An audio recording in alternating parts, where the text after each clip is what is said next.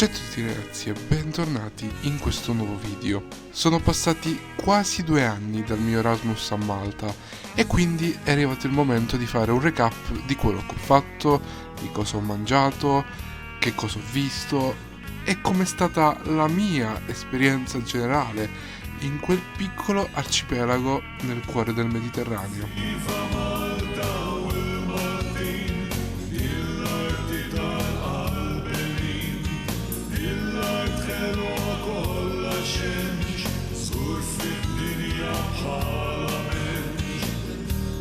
La Repubblica di Malta è un arcipelago dell'Europa meridionale, formato dall'isola di Malta, Gozo e la piccola Comino, e con capitale La Valletta. È lo stato membro più piccolo dell'Unione Europea e membro del Commonwealth. Il paese ha 2 lingue ufficiali, il maltese e l'inglese. L'italiano è abbastanza conosciuto essendo stata lingua ufficiale fino al 1934 e molti programmi televisivi italiani della RAI sono stati trasmessi sull'isola. Nel corso dei secoli divenne luogo di conquista, commercio e rifugio e la sua posizione strategica fu fondamentale per fenici, greci, cartaginesi, romani, bizantini, arabi, normanni, aragonesi, cavalieri di Malta, francesi e inglesi.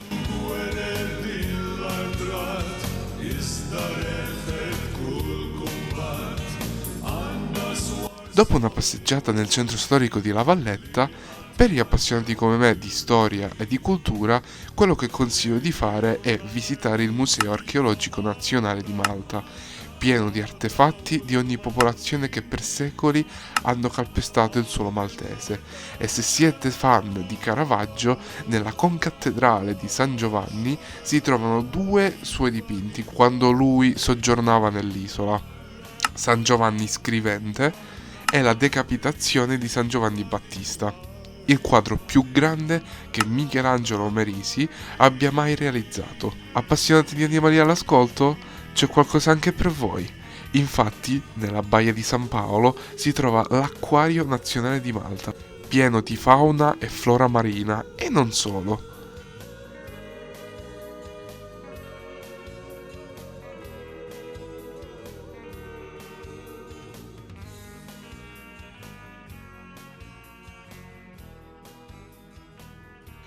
Per chi invece è venuto a Malta solo ed esclusivamente per divertirsi, la zona di San Giovanni è adatta a voi. Ci sono casinò, cinema, discoteche, locali di ogni tipo, yacht dei Paperoni, non come me ovviamente, e locali a luci rosse.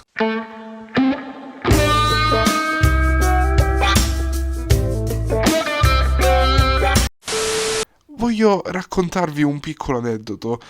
Dovete sapere che a Malta è stata la mia prima volta in una discoteca.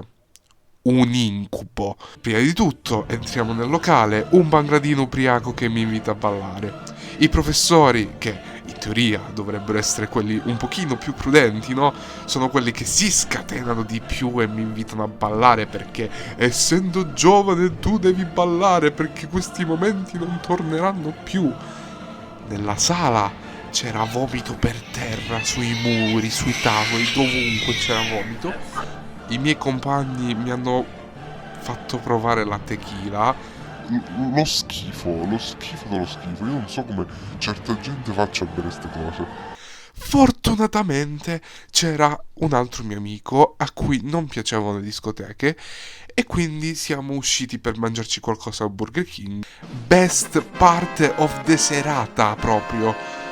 Verso l'una dovevamo tornare nel nostro hotel nella città di Slima e mentre uscivamo tutti da quella discoteca, da quella zona, passiamo nel quartiere, nella zona a luci rosse, e c'era una ragazza che era poco vestita, ecco, che cercava, no, persone.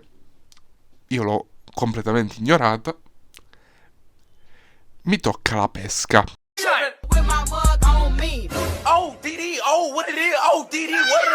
Ok, ok, io nel panico, anche se ho il sospetto che fosse trans, quindi avesse la sorpresa proprio sotto, ecco.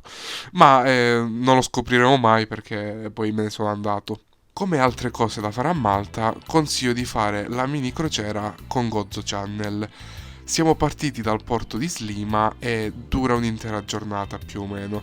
E, se non mi sbaglio, ci è costata 25 euro più o meno, ma ne vale assolutamente la pena. Abbiamo attraversato tutto l'arcipelago e siamo arrivati al porto di Gozo. Siamo stati scortati da un bus a 2 piani, così abbiamo attraversato l'entroterra di Gozo e il centro storico. Nel pomeriggio siamo andati nell'isola di Comino, dove c'è un mare cristallino, anche se era marzo, l'acqua era veramente, sembrava di essere ai Caraibi, ed era pieno di bancherelle con bevande, con cibo. Eravamo in pieno marzo, c'erano certi nuvoloni che coprivano il cielo e infatti, raga, al ritorno eravamo nel bel mezzo del mar Mediterraneo con una tempesta che manco l'apocalisse, raga, veramente. Un altro poco c'erano pure i tuoni, che è veramente un inferno. Ma fortunatamente siamo tornati a casa sani e salvi. Altre escursioni che io ho fatto e che consiglio a voi di fare è quello di andare alle scogliere di Dingley, dove in lontananza si può vedere l'isolotto disabitato di Filfla, l'antica capitale di Malta, Medina, detta anche la città silenziosa, che è un insegnamento del Medioevo, dove tra l'altro hanno girato il Trono di Spade. Esattamente l'entrata di Medina è la stessa di Approdo del Re. Poi c'è la cattedrale di San Paolo, sempre a Medina, e da una delle mura di Medina si può vedere il Takali Stadium, stadio appunto della nazionale di calcio di Malta. Avevamo organizzato di andarci a vedere l'amichevole Malta-Azerbaijan, ma poi questa idea è stata scartata, ecco. Un'altra città che consiglio di visitare è Rabat, piena di colori e di vita, e lì a Rabat si trovano anche le catacombe di San Paolo, che sono immerse in uno splendido parco archeologico che sfortunatamente non sono riuscito a visitare. Un'altra città molto carina da visitare è il villaggio dei pescatori di, scusate se lo pronuncio male, Marsaxlokk. Marsaxlokk. Non so se è la pronuncia perfetta. Si trova nel sud-est maltese. Si trovano le barche tipiche di Malta. E c'è un odore di frittura che non avete idea. Un'altra zona interessante sono le 3 città: Senglea, cospicua e vittoriosa, vicino alla Valletta, praticamente al confine con la Valletta, luogo che serviva da rifugio per i vari popoli che hanno abitato l'arcipelago durante la storia. Tutte queste tappe si possono raggiungere in pochi minuti con il bus, tanto la distanza tra il punto più a sud e quello più a nord è solo di un'oretta, un'oretta e mezza circa, cioè Malta è molto piccola, è molto ristretta in sé, però chiude in pochi chilometri tante robe, quindi non avrete problemi da questo punto di vista.